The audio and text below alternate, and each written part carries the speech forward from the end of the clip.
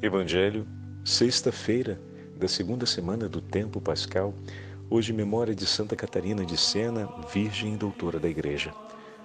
O Senhor esteja convosco, Ele está no meio de nós. Proclamação do Evangelho de Jesus Cristo segundo São João. Glória a vós, Senhor. Naquele tempo Jesus foi para o outro lado do mar da Galileia, também chamado de Tiberíades. Uma grande multidão o seguia porque viu os sinais que ele operava a favor dos doentes. Jesus subiu ao monte e sentou-se aí com os seus discípulos. Estava próximo a Páscoa, a festa dos judeus. Levantando os olhos e vendo que uma grande multidão estava vindo ao seu encontro, Jesus disse a Filipe: Onde vamos comprar pão para que eles possam comer? Disse isso para pô-lo à prova, pois ele mesmo sabia muito bem o que ia fazer. Filipe respondeu: Nem 200 moedas de prata bastariam para dar um pedaço de pão a cada um. Um dos discípulos, André, o irmão de Simão Pedro, disse: Está aqui um menino com 5 pães de cevada e 2 peixes. Mas o que é isso para tanta gente? Jesus disse: Fazei sentar as pessoas. Havia muita relva naquele lugar, e lá se sentaram aproximadamente 5.000 homens. Jesus tomou os pães, deu graças e distribuiu-os aos que estavam sentados, tanto quanto eles queriam. E fez o mesmo com os peixes. Quando todos ficaram satisfeitos, Jesus disse aos discípulos: Recolhei os pedaços que sobraram, para que nada se perca. Recolheram os pedaços e encheram 12 cestos, com as sobras dos 5 pães e 2 peixes deixadas pelos que haviam comido. Vendo o sinal que Jesus tinha realizado, aqueles homens exclamaram: Este é verdadeiramente o profeta, aquele que deve vir ao mundo. Mas quando notou que estavam querendo levá-lo para proclamá-lo rei, Jesus retirou-se de novo, sozinho para o monte. Palavra da salvação. Glória a vós, Senhor. Sexta-feira da segunda semana do tempo pascal, hoje memória de Santa Catarina de Sena, Virgem e Doutora da Igreja. Em nome do Pai, do Filho e do Espírito Santo. Amém. Queridos irmãos e irmãs, a Santa Liturgia hoje nos entrega o 6º capítulo do Evangelho de São João, mesmo a abertura do 6º capítulo com a multiplicação dos pães. Antes de começarmos a falar sobre o 6º capítulo, eu queria trazer para vocês essa particularidade. Santa Catarina de Sena, juntamente com São Francisco de Assis, são os patronos da Itália. Então hoje celebramos uma festa litúrgica aqui em honra a Santa Catarina de Sena. E o evangelho que é separado é o evangelho de Mateus capítulo 11. É o evangelho previsto para a festa de Santa Catarina. Para nós, no Brasil, celebramos a memória da Virgem Doutora da Igreja e permanecemos com o evangelho proposto para o tempo litúrgico, e nesse caso é João capítulo 6, mas que é o evangelho para o dia de hoje, né? Então, a memória, ela cai dentro do ano litúrgico na sexta-feira da segunda semana do tempo pascal e acontece dentro desse conjunto litúrgico que apresenta o 6º capítulo do Evangelho de João. Nos lugares onde se celebra a festa de Santa Catarina de Sena, porque é padroeira ou da cidade ou da paróquia, agora é possível usar o Evangelho de São Mateus ou uma outra variante que é reservada em situações especiais, né? Como, por exemplo, na comunidade que é aquela dos dominicanos. Mas, enfim, hoje para nós a liturgia nos entrega o 6º capítulo do Evangelho de João e podemos dizer com muita clareza que Santa Catarina foi nas mãos do Senhor esses 5 pães e 2 peixes que o apóstolo Santo André recolheu e apresentou para ele. Aliás, esses dias, caminhando em algumas igrejas aqui de Roma, eu tive a oportunidade de rever uma iconografia muito delicada de Santo André, que aparece exatamente como no Evangelho de hoje. Ao seu lado, um cestinho de 5 pães e 2 peixes, indicando que se trata do apóstolo André. Normalmente vemos na sua iconografia a cruz grega, que é a cruz em forma do sinal de mais, né? Que você inclina ele para o lado e fica o sinal de multiplicação. Para a gente ter uma ideia, você imagina o sinal, a cruz grega é uma cruz com as duas traves a 90 graus e perfeita em dimensão, que você gira ela para o lado e fica como se fosse um X, né? Um sinal de mais deitado. Então, normalmente Santo André é representado nessa iconografia. Porém, uma outra iconografia dele é essa com os 5 pães e os 2 peixes, que tem uma característica muito singular. Enquanto a cruz grega, ou a cruz de Santo André, como passou a ser chamada, ela simboliza a sua entrega de amor por Cristo, o seu sacrifício como apóstolo de Cristo que se entrega ao martírio com o seu Senhor, unido à paixão de seu Senhor. A iconografia com os 5 pães e 2 peixes, ela marca esse serviço e essa obediência ao Senhor. André é aquele que se faz à frente e que toma a iniciativa, ou seja, que ao ouvir o apelo do Senhor, prontamente responde. É interessante que nasce do diálogo com Filipe. E depois, mais uma vez, André e Filipe vão aparecer juntos, dessa vez com os gregos que esperam a possibilidade de falar com Jesus mais para frente. Onde compraremos pão para que todos eles comam? Filipe faz uma proposta, e uma proposta justa, a proposta de prover em favor dos demais. Mas é preciso oferecer não apenas do bem material, mas a oferta em nome do Senhor é uma oferta na graça. Isso é importantíssimo. Aqui está uma grande passagem entre a filantropia e a caridade conforme nos ensina o Evangelho, que não é meramente filantrópica, ela é a oferta na graça, ela é uma obra da graça de Deus. Somar o dinheiro recolhendo, como a gente normalmente fala, né? Vamos fazer uma grande vaquinha aqui, vamos comprar pão para todo mundo. É uma possibilidade marcada por um elemento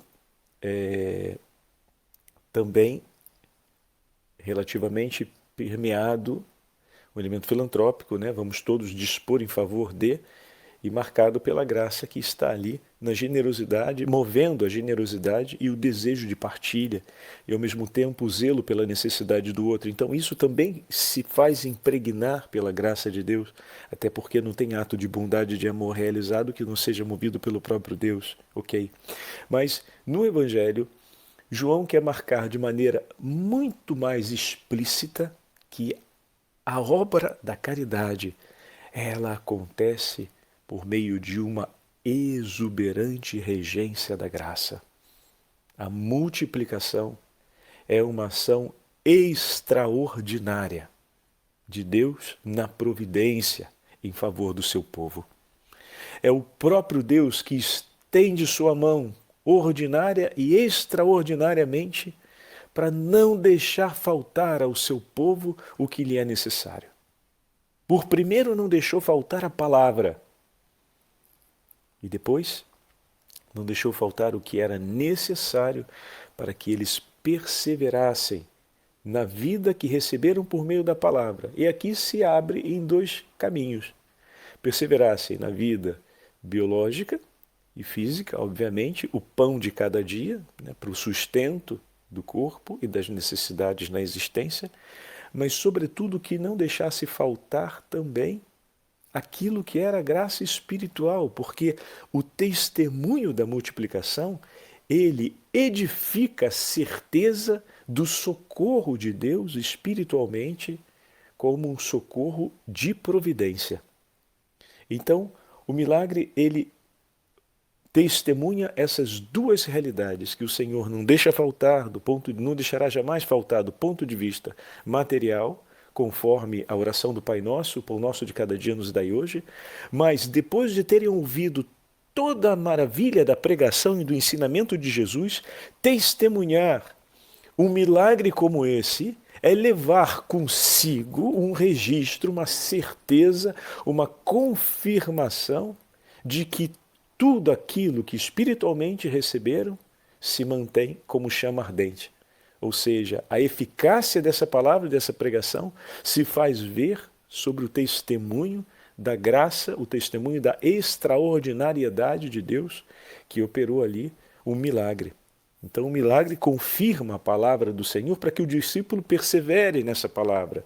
Assim como o pão confirma a providência do Senhor para que o discípulo persevere nessa palavra, porque saco vazio não para em pé, como falava já a vovó, né?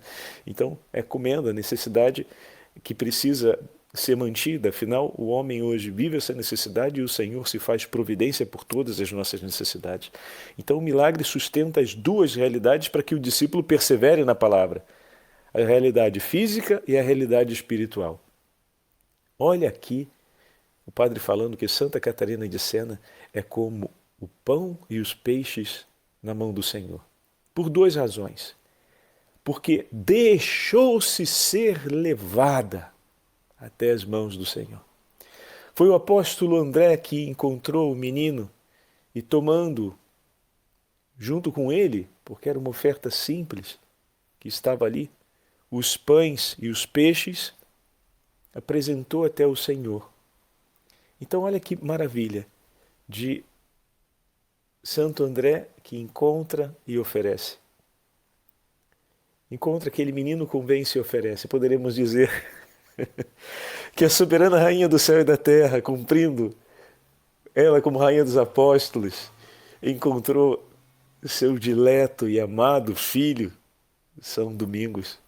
E por meio de São Domingos, levou Catarina às mãos do Senhor. Essa que é como um pequenino cesto com 5 pães e 2 peixes, que foi apresentada ao Senhor para ser erguido aos céus, abençoado, e depois ter se tornado alimento e ao mesmo tempo testemunho para a força e a perseverança dos pequenos e grandes homens da igreja que haviam ouvido a palavra de Deus, mas no momento histórico conturbado, sofriam as angústias de perseverar. E o testemunho daquele pão e peixe multiplicado, esse milagre daquela filha do alfaiate, iletrada, mas que se entrega a um amor ardente pelo Senhor desde os 15 anos de idade, e se consagra a Ele, e com uma sabedoria única, uma inteligência única, instrui, ensina e move os homens à comunhão. Move os homens ao restabelecimento da paz, a outra vez superarem os conflitos. Catarina se torna, por eles, o pão que sacia a fome de perdão, o pão que sacia a fome de sabedoria, o pão que sacia a fome da comunhão, da presença do outro, do abraço de reconciliação, do pedido de desculpas. É o pão que sacia o desejo de outra vez vivermos juntos em família, de trazer outra vez a paz entre cidades que se olhavam e se entendiam pelo sangue que era derramado de seus filhos e que agora passam a se amar e a se olharem pelo sangue do Cordeiro que foi derramado pelo perdão dos nossos pecados. Cidades que antes entre si destilavam vingança e ódio e agora entre si trocam os sinais do perdão e da reconciliação. Catarina foi pão para essa fome real do abraço, da presença do Deus vivo entre nós. Mas ao mesmo tempo, Catarina também foi pão espiritual. Por que pão material, Padre? Porque muitas vezes, ao escrever e ao ser também visitada por essas pessoas, Santa Catarina sempre transmitiu esse testemunho. E quando nós lemos as suas cartas, elas são tão íntimas e tão vivas, no diálogo com os seus interlocutores, que é como se Catarina tivesse mesmo ali presente, sabe? Eu que não sou o destinatário da carta, às vezes quando leio algumas cartas sinto, com a doçura de suas palavras e o seu modo firme de falar, como se ela tivesse ali presente.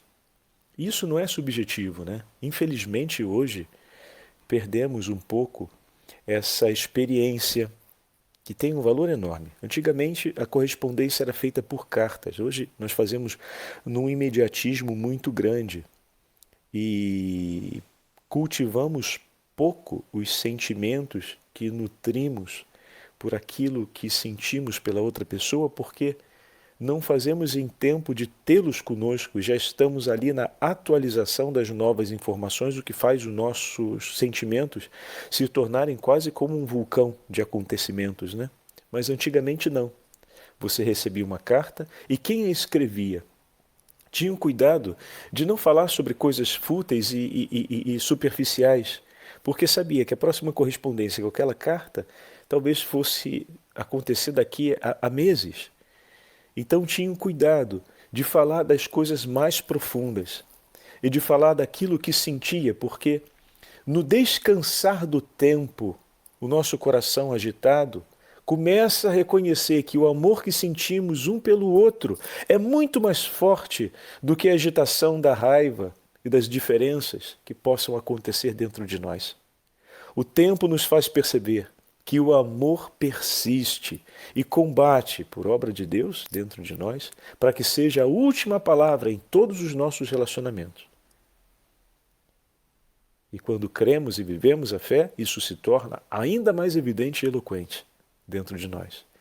Então os antigos, como se escreviam e sabiam disso, na hora de escrever, procuravam trazer para fora essa verdade, ainda que falassem daquilo que eram as trivialidades do cotidiano, porque participar o outro da nossa vida cotidiana é muito bom, né? Dá essa sensação de presença, mas melhor é poder participar ao outro daquilo que mantém o nosso coração firme de pé, que é o amor que sentimos por ele e o amor que Deus nutre dentro de nós, que o Senhor cuida, protege, abençoa, cura e edifica outra vez. Então, existia essa reflexão, tanto para aquele que escrevia, como para aquele que lia, que procurava, ao receber aquela mensagem, guardar no seu coração o que o outro estava dizendo, e andava dentro de si a procurar o eco daquelas palavras. E isso reforçava no seu interior a certeza do amor e o desejo de continuar amando aquele que na distância estava. Isso gerava, inclusive, a dor da saudade, de sentir que o amor é vivo e o desejo da presença continua intenso, mas sinto que o outro não está aqui e o espero. Que lindo, né?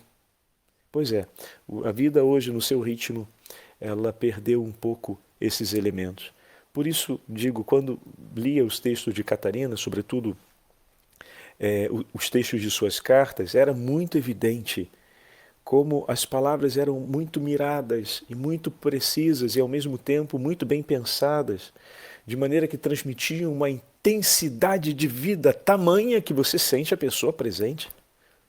Até porque as palavras eram sempre em ressonância à carta anterior que ela havia recebido daquele interlocutor, e você via que as palavras que ela leu foram pesadas a peso de ouro em seu coração. Foram iluminadas pelas suas preces, e a restituição, ou seja, daquelas palavras, da sua resposta, ou seja, a entrega da sua resposta em restituição, aquelas palavras que ela recebeu, eram palavras agora pesadas na oração, pesadas no amor, pesadas com um valor altíssimo. E você sente essa presença, né? Então, da mesma forma, Santa Catarina, por isso uma presença física, mas da mesma forma, Santa Catarina, no falar ao Papa e aos homens de igreja, transmitia também o teor dessa vida espiritual, realizando obras extraordinárias, como tendo ajudado, não só cuidado do Santo Padre nas suas orações e nos seus atos, mas também tendo ajudado ele a retornar para Roma, do exílio de Avignon. Então, o testemunho simples mulher que, com uma vida interior, aqui faço um parêntese sobre essa simples mulher, não é em nenhum sentido pejorativo ou diminutivo. Aliás, existe um pouco de confusão que a gente escuta por aí, dizendo que a mulher nesse período na igreja não tinha um reconhecimento e não tinha uma importância. Era filha de um alfaiate, tinha no mínimo 3 padres que escreviam suas cartas e a acompanhavam cotidianamente, para que pudesse acompanhar tudo aquilo que o Senhor movia em seu coração. Então, além disso, do 1100 ao 1500, a igreja conheceu uma grande legião de santas mulheres que foram reconhecidas, santas abadesas e algumas santas fundadoras, que cumpriram um papel importantíssimo, de grandíssima relevância em grandes ambientes, porque uma abadesa como Hildegarda de Bingen, por exemplo, ou uma Santa Catarina de Sena, não tinha o eco de sua presença somente localizado. Essa é uma visão míope, não só do entendimento da história e da compreensão da igreja, do reconhecimento e do papel e da presença, vamos colocar assim, da mulher no seio da igreja, através das consagradas. Isso sem falar todo o desenvolvimento que as mulheres trouxeram no que diz respeito à questão não só da culinária, mas dos instrumentos utilizados para o desenvolvimento das artes, sejam na culinária, seja as artes cotidianas, né? A gente costuma falar das belas artes. Belas artes é um conto. Outra coisa é o desenvolvimento do cuidado na casa, no cuidado com, por exemplo, as receitas, que faz uma grande diferença e depois evolui para o campo da farmacologia, ou seja, do desenvolvimento daqueles meios e instrumentos que são importantes para produzir os guentos e produzir aquilo que poderia se tornar um cuidado, né, pela necessidade dos enfermos. Então, é de uma riqueza grande esse período da igreja, um pouco eclipsado por alguns discursos que são muito estranhos e quase sempre contrários à apresentação de toda a verdade a respeito daquele tempo, ou a apresentação seletiva de alguma coisa desse tempo em detrimento a outras. Mas, parêntese fechado. Voltemos aqui à beleza do nosso texto.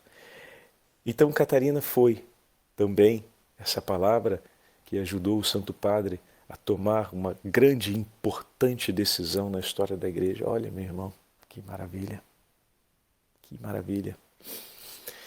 Os homens daquele período que comeram o pão multiplicado pelo Senhor se limitaram, ou pelo menos, não se limitaram, porque é como se fosse uma intenção deles, não conseguiram ir para além do Senhor que se faz providência para as nossas necessidades e que pode continuar providenciando em nosso favor. A leitura foi orientada na direção dele ser o verdadeiro profeta que deve ser apresentado ao mundo como o rei de Israel, que é melhor do que os outros reis e não o rei dos reis. E aí a gente vê a delicadeza que no texto Jesus se refugia de novo, sozinho na montanha. Jesus se recolhe na companhia do Pai, é acompanhado pelos seus discípulos depois, mas se recolhe na companhia do Pai, é alcançado pelos seus discípulos, pois o Senhor alcança os seus discípulos, ele se recolhe na companhia do Pai e depois vai ao encontro dos discípulos. E esse momento é importante. Quando o outro não consegue compreender aquilo que o Senhor está querendo oferecer por ele, como ajo? Jesus poderia agir, peraí pessoal, vem cá, olha só, vamos ouvir uma coisa, vamos parar de confusão, deixa eu explicar para vocês um negócio. Ele não fez assim. Naquele momento em que o outro não consegue compreender de todo, o Senhor se recolhe. Se recolhe com Deus, se recolhe com o Pai, não só para falar de si, mas para falar sobre aquilo. Quantas vezes a confusão, o limite do meu irmão, a dificuldade dele de ver os sinais evidentes de Deus e do amor de Deus por ele e do sustento de Deus em favor dele, me levaram a me recolher com Deus por ele.